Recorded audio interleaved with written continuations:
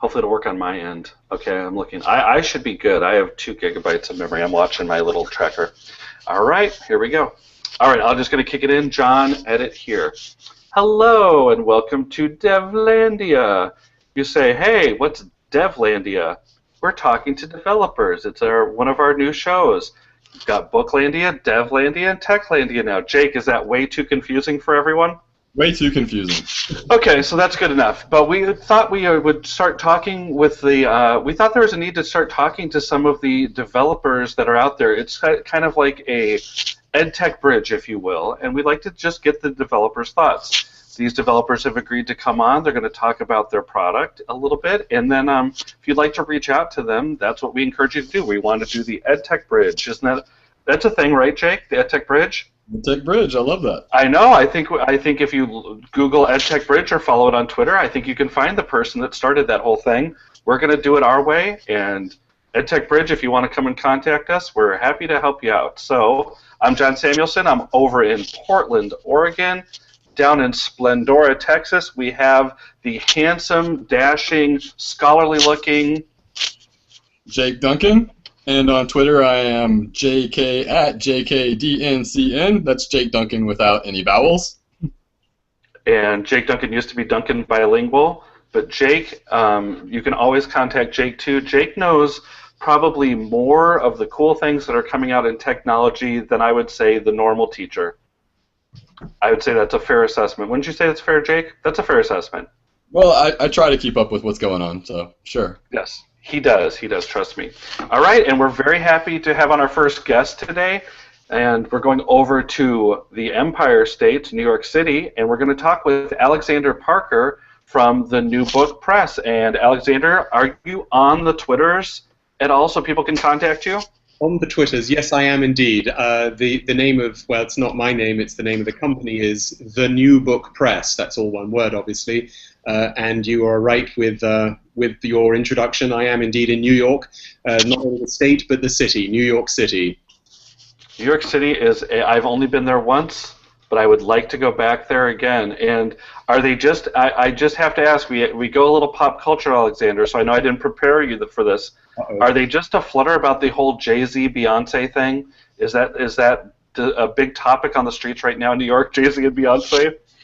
You know, I rarely accost people on the street to ask them their views of these matters, but everybody seems to be pretty up in arms about something all the time. That's the beauty of New York. So yes, we're That's so funny. All right. Well, so anyway, I don't know. I always like Jay-Z, and I always try and bring Jay-Z or some rap music in.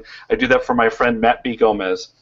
All right. So Alexander, I've enjoyed your product. I really think it has a lot of educational implications for people that are probably middle school through high school, probably the target audience. I'm sure that there are some elementary kids. I could see some of my old elementary kids using this application, and then you've added some new features. So why don't you go ahead and tell us a little bit about Shakespeare and wordplay? Sure. Well, absolutely, John. Thank you very much, and thank you both for the opportunity to do this. So this is a concept or an idea that I've been working on for a couple of years. Basically, when I was working in my last job at Harvard University, the iPad emerged and the Kindle emerged, and this whole idea of a sort of like a book-like device began to be a reality. And I became very interested in where books were going. You know, I mean, we all know that books hold text, but they can hold more than that. Until recently, it was limited to graphics, images, photographs. But now there's this new opportunity to put something more, like sound and movement. And so that was the original idea for this, what we're calling the Wordplay Shakespeare series. And it's really a very simple idea, which is an awful lot of kids in middle school and high school have to take or have to deal with Shakespeare, and I use those phrases on purpose because it's not a natural pleasure. It's an acquired taste. It takes a lot of work, and I think a lot of students kind of stumble at the first hurdle. There's like they have to struggle for every word. They have to struggle to make meaning, and so I sort of thought a little bit. Well, why is that? And there are a number of reasons. One, the language is 450 years old. There's just no getting around it. It may be brilliant. It may be fantastic, and it is, but it's still 450 years old. And the second thing is that when you read a Shakespeare play, you're really reading a script. You're not reading what Shakespeare intended you really to read. This was a script for the actors who would then breathe life into it, and I think we all can get that. So with those two things happening, students have been under pressure, in a sense, to understand something which has had a lot of the meaning pulled out of it. So what we simply did was it wasn't simple, but we did it. We worked with a group of very talented actors here in New York City, and we rehearsed an entire play, and then we've done 3 of them now. We put them into what's called a cyclorama, which is an all-white studio. We used a little bit of sort of gee-whizzery, and we filmed them, and we then extracted them and put the performance of the play right onto the page next to the words. So that's a long-winded way of saying that we've actually brought together the performance and the text so that students can actually now have the advantage of seeing the text, which informs the performance, and the performance, which informs the text. And I think one of the most fascinating things, and I can go in all sorts of directions, we've tested it with many students, it's being introduced into schools in Texas now, as well as South Carolina, New York, and so on. But one of the most fascinating things is how students use it. You know, and I'll let you guide me in terms of where you'd like to go, but, you know, what we're finding, and I will just sort of give you a little cheat sheet here, is that there was a concern that maybe students will stop reading. They'll just watch it. So what we did is we cut it into pages, so it's not a viewing experience. You have to turn the page to look at the next one and then turn the page. So it is chopped up, although it flows if you turn the pages quickly. And it's actually making them, believe it or not, read more. It brings them into the text. It doesn't throw them out of the text. So that's a big picture description of what we're doing. In terms of the features you mentioned at the beginning, we're going to make it available online very soon. You know, the 3 plays that we've done, Macbeth, Romeo and Juliet, and Midsummer Night's Dream. But there's all sorts of sort of like cool and interesting stuff that frankly, usually the students are discovering, you know, ahead of us. You know, word searches. I'll give you one example.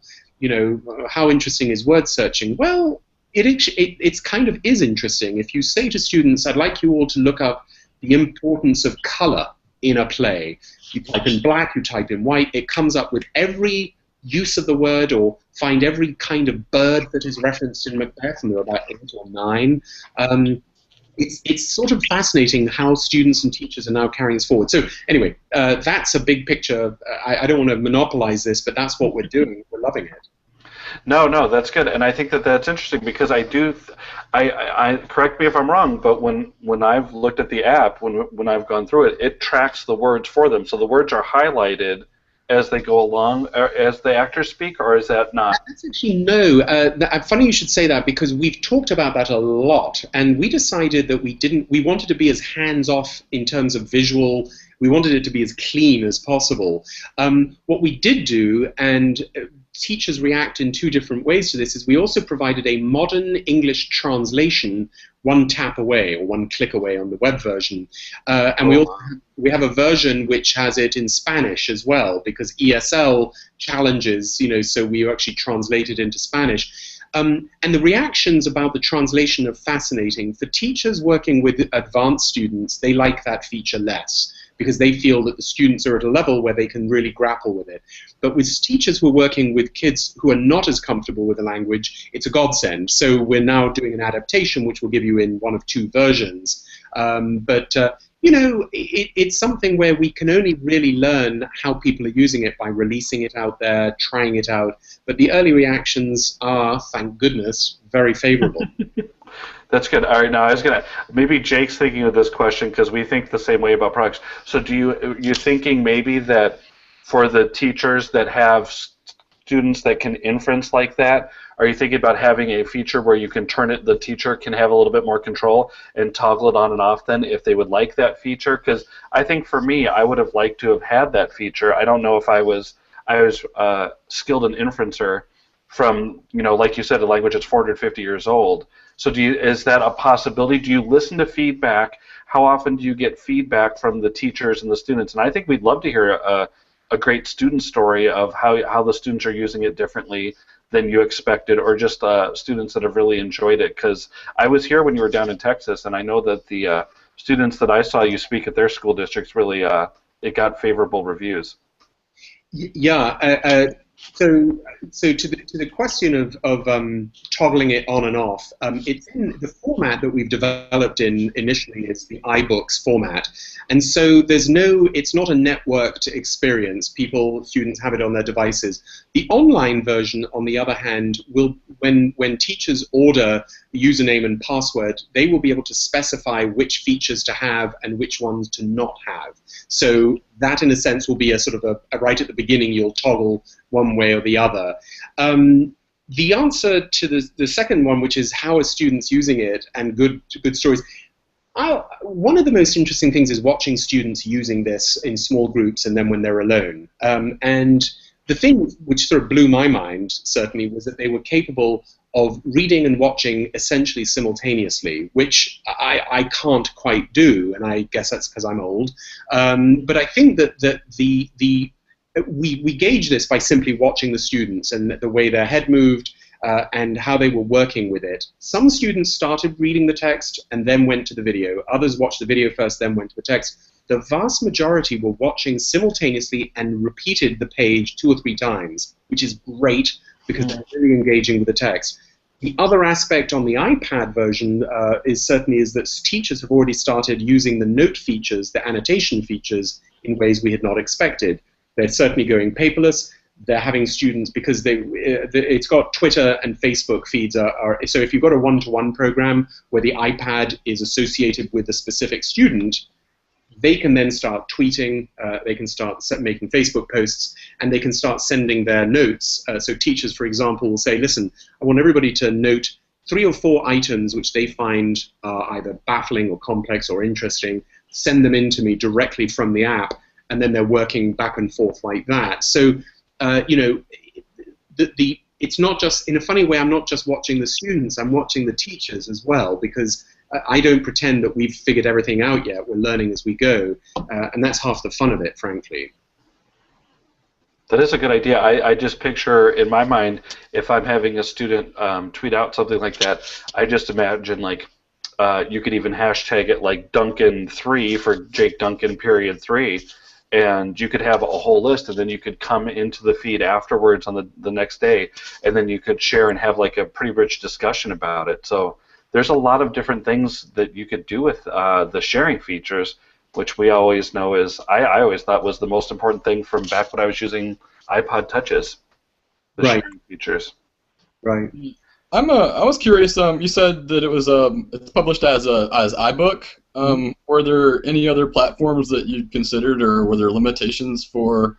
It seems like really you're just reinventing the ebook instead of being a PDF or just as EPUB files, that they have limitations. That were there any considerations why you went with iBook, and what were the reasons for it? Yeah, no, that's a very good question. Of course, that's sort of the agony at the beginning of any development process is, who are we trying to get to, what platform are we going to use, and what are the pluses and the minuses. And I was talking a little bit with John about this, the SAMR model that's being discussed a lot nowadays, going from sort of substitution all the way up to redefinition. And I think as we kind of grappled with these issues, one thing that we thought was helpful was that the familiarity, in particular, of teachers with text. It was better to start at the book-like, and all the terms I'm using here are fluid, right? Starting with a book, I don't want to rattle the cage of teachers. I don't want to suggest that this is primarily a movie, because it isn't. We privilege the text, and that really, really matters. Because Shakespeare is taught in English classes primarily, not in drama classes, although I'm sure it is as well. So the text takes primacy, the book is still the guiding metaphor, but we wish to augment it by adding in what amount to very powerful visual footnotes. So the text is at the core, and then there are the visuals, and then there's the social, because we do think that close reading is rewarded, and naturally complex reading is a fundamental skill, whatever it is you then do later on in life. So we started with that. The other aspect is that the authoring platform, the tools for authoring in iBooks Author are great. It's one of those kind of, every 5 or so years Apple will come out with these very, very easy to sort of use developer tools. I would even not call them developer tools, they're just an authoring platform. And our move onto the web, to have this be streaming experience really is a second development, but it was made possible, the vision was made possible in iBooks, and now we're iterating it so that the platform is not just Android or whatever flavor of Android, but browser. So we've coded it in HTML5, and we think that that's a format or a standard that is going to endure. So I'll give you a perfect example. School systems which are adopting Chromebooks. Well, this plays perfectly now on Chromebooks. And that's an important business consideration, an accessibility consideration, as much as it is an authoring consideration. I don't know if does that make any sense? Oh yes, absolutely. I think I think HTML5 is just really the place to be. A lot of our districts that I've been in are BYOD, bring your own device or bring your own technology, and there are a lot of them who have Android devices, and there are a lot of them who are having more and more having Chromebooks. Yeah. So yeah, I think absolutely. Have there been any other iterations that you've made as a result, from feedback from the teachers, not just in the process of moving to web or creating it on web also, but have you just gotten any feedback that you've decided that you wanted to change something somehow? Yeah, definitely. And it's not so much that we've changed the actual product, although it evolves. So I'll give you 2 examples. One is actually a production issue. I mean, even though I call myself a publisher, I'm a producer as much as anything else. You get actors, directors, and so on. When we did the first of the books, which was Midsummer Night's Dream, we shot it as you would expect to shoot with the cameras in the horizontal. What we realized is that when you have the format that we're working with, which is at the moment unique, which is you have text on the left-hand page, and then you have video on the right, the remaining space is actually not a horizontal space, it's a vertical space. Think if you have a book that's open on your lap, you have a page and a page, right? And they're 2 vertical panels. So for the second and third productions, we put the cameras on their side to capture the video vertically, which created all sorts of real challenges for the director, because now you've got this much narrower field of view, so we worked more in depth as opposed to across the stage. So that wasn't really one that was predicated on teacher input. But the second one is that not a lot, but some teachers have said, how should we be using this? And I always cringe a little bit at the word should, because I generally, as I said at the beginning, think that things are invented by just the multiplicity of people who use it, stuff just appears. And so one thing that we are doing is we're listening to teachers and the ideas they come up with, and we are putting together now a teacher's guide, which will basically sort of think about how you work with this now that you have this tool. So a lot of teachers are used to working with the text only and historical notes and so on. What we're doing is saying, what can this film, what can this video do to illuminate the text? Pause analysis, inflection, the importance of a look. There's no equivalent really in a play when you're reading it to sort of saying actor pauses for 3 seconds and looks down at the floor and sighs, right? But you see it and it powerfully inflects the text. So we're putting together, and the other one, I'll give you an example. So in Romeo and Juliet, which as everybody knows doesn't end well for anybody, right at the end, there are these 2 modes. Lord Capulet, who is Juliet's father, theoretically loves her, and does, of course, love her. And there's this sort of wonderful scene where he talks lovingly about her as being the sort of the hope of his life. She's the only surviving child, and there's this guy called Paris who's a suitor. He wants to marry her. And he says, let's take it easy. She's only 13 years old. But of course, in Italy in the 17th century, things were different. Let's just ease off, Paris. Why don't you get to know her a little bit, go to a ball, see some other women, live a little bit. But he speaks beautifully about his daughter. But then when things go terribly wrong, he has this idea, which is, I'm going to now that her cousin Tybalt dies in a fight, basically, and so he says, I know what we'll do. We'll have a marriage. That'll make everybody happy. I'm going to have my daughter, Juliet, marry Paris, who's a nice guy, by the way. And it's possibly in the annals of bad ideas, it's up there. The whole play becomes this sort of hot mess of bad mistake. Then Friar Lawrence has another bad idea. I know what we'll do. We'll put you to sleep, and we'll put you in a tomb, and then we'll wake you up. And the contrast in the behavior of the father is stunning. In one moment, at the beginning of the play, he's talking beautifully and lovingly about his daughter. When she defies him, it's horrible. It's really startling, because suddenly he says, I promise you, if you don't, and in the language you can sort of make it out, but it's hard language, so you don't get the sheer terror of it. And he says, I will put you out in the street. You will have to beg for a living, but I will not have you in my house. You're my daughter, and I, if I want to, will give you away. And the opportunity for teachers to work with students and sort of to look at the complexity of a character, it's very, very vivid. I mean, I know I was reading and watching this when it was put together, and I was like, oh my God, I got very cold in here all of a sudden. So we'd love to have a richer discussion using multiple media types to understand the text. I was going to say, that sounds a lot like my mom when she was talking to me. She just replaced daughter with son, and that was I just had a flashback right here. Oh my goodness. I think also if you think about that, Paris kind of has like, oh, let's go out and let's party or whatever. I think Paris Hilton later on took that same advice and lived her life that way as well.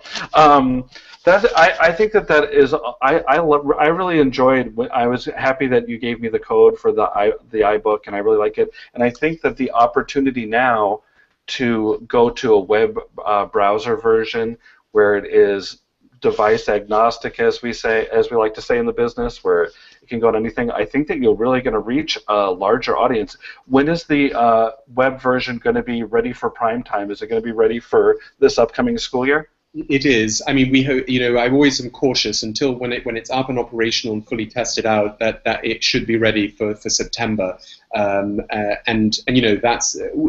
It won't have all of the features. For example, it will not have Twitter and Facebook integration at this stage. I think if we do get good reactions to it, and the platform agnostic is obviously extremely important. But if it does attract teachers, and by the way, it's also already having a very interesting, the whole issue of provisioning iPads, which is a challenge, but it can be done. But some schools don't have those facilities and that comfort level. So the mere act of creating a license, a username, and a password and passing it along is very appealing. It's almost a one-stop shop. You're in and off you go. So if it goes well, then I think we'll roll it out more comprehensively and then start building in some of the features that are not in the first version, but that's our initial. I mean, really, the film next to the text is the jewel in the crown, in my opinion, at least, because it clarifies the text without sort of cheapening it. I'm also wondering here, and I have no idea if this is a good idea or not, but it's if the webcast, or if we want to try this, I can certainly put a piece of Macbeth up on the screen with screen sharing, or is that might that tax the system a little bit too much? Oh, I don't know. I've been crossing my fingers the whole time and my toes for this one. But you know what we can do is, usually what we do, Alexander, is when we do a show, we put all the links into a nice little listly that's embeddable. So if you have something that you want me to put in there, just email it to me, and we'll put it in there so that if people want to come on, I've been trying, Alexander, I've been trying so hard to blog about every show and at least embed the listly so it's out there so they know where to find it. James knows my pressure with time, because this time is always the enemy of me. But that's good. I was going to say, Alexander, if anybody wants to reach you and find out more, so we'll put the links to the website, all these things. If anybody wants to reach you, are you available for like webinars to give demonstrations to like just staff for staff development, or just like if somebody's having an English department meeting and they wanted to Skype or Google Hangout you in, are you available for that? I live for that sort of stuff. I really do. I mean, this is a sort of the pride of a father, if you will, with this thing. So absolutely, Google Hangouts and Skype and so forth annihilate distance, right? So if in fact, the truth is that it's in presentations, whether online or in person, to teachers with technology folks that are the most productive. Because I think what you immediately see is teachers saying, I know how I could use, some of them say, how do I use it? But an equal number say, I know how I would use this, and that's always fun, because they go off in separate directions. So yes, absolutely. I will provide you, John, with all of my contact information. People are more than welcome to get in touch. Yeah. Can they contact you from the New Book Press website? Is there a button there to contact you? There is. There's an info at the New Book Press, but the easier one is Alexander, that's me, at thenewbookpress.com, and I'll provide that. Yeah. Okay, that's great. And I was going to say, as a little parting shot here, I love the sounds in the Google Hangout, and so I would like in your next iteration, this sound effect, which I have made famous for a good friend of mine, Jeremy McDonald, is the #1 sound effect on Techlandia. So, Mr. Technology, if you could incorporate that sound effect into the next one, I think that would be great. And we could give a shout out, like a little credit to Mr. Technology, and there it is. But I hate to say this, but actually that chord or whatever that sound is, the ominous "the world is ending now" sound, that is what you were intending to suggest. Yes, that's right. It's a great sound effect. I don't know when I started doing that, but I haven't done it enough lately. But I did just see my friend Jeremy, because he lives up here in Oregon now. So I actually met him at the zoo like a week ago with his family. So there it is. If you met him, you would know why it's so funny, because he's the least ominous person, probably the nicest guy in the world. And so when you play that sound effect for him, everybody laughs, because if you know him, you know how, ironical that is. To use a word from Alanis Morissette, ironical. Yeah, I mean, that's a sort of, just for what it's worth, I think that music would be perfect for the entry of Tybalt.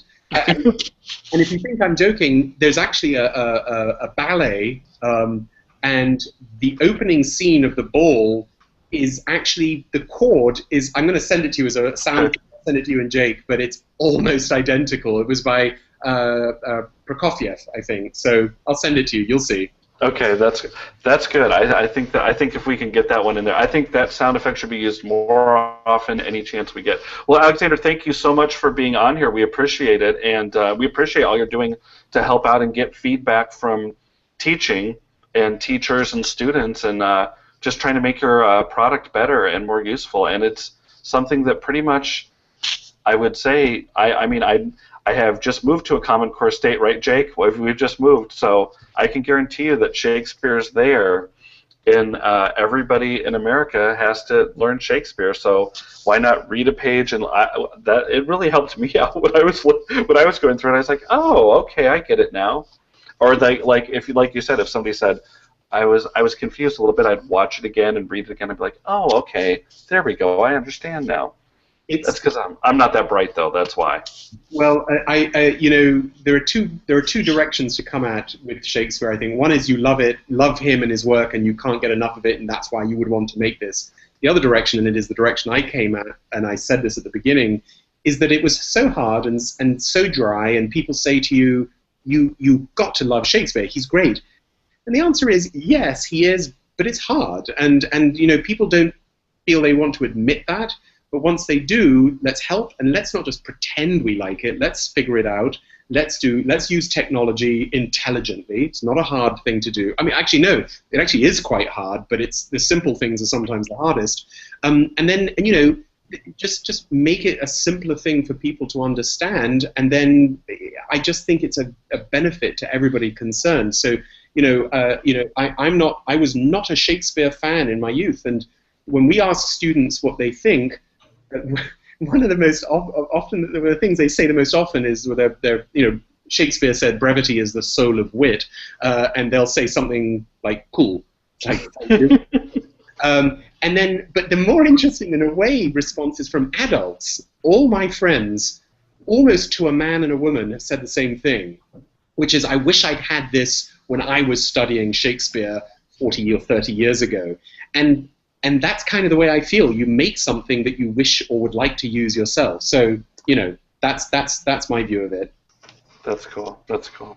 Well, thank you for being on here. We appreciate it, and we appreciate your willingness to help out teachers. So if you are a tech team or a language arts team and you would like to do it, I mean, you would even, I suppose, I was there in Texas, you'd even just talk to students and just talk to them about technology stuff if you had to. That seems like the kind of person you are. You're just happy to be there, and you're like, okay, here, and you were talking with everybody when you were in Texas when I saw you. That's John. Students, technology people. John, that's John's polite way of saying I talk a lot. But No, that's not. That's not. Well, I thank you for being on here. Jake, do you have any last words? No, yeah, I just want to say, yeah, we appreciate it. I'm excited about you know, the products you have. It's funny that the Midsummer Night's Dream just keeps reminding me about Dead Poets Society and Robin Williams. So I keep seeing those guys from it acting out in the play for the book. But yeah, I'm excited about what you're doing. So thanks for joining us. My real pleasure. Thank you guys so much. And if you have any questions, let me know. All right, thanks, and we'll catch you on the flip side.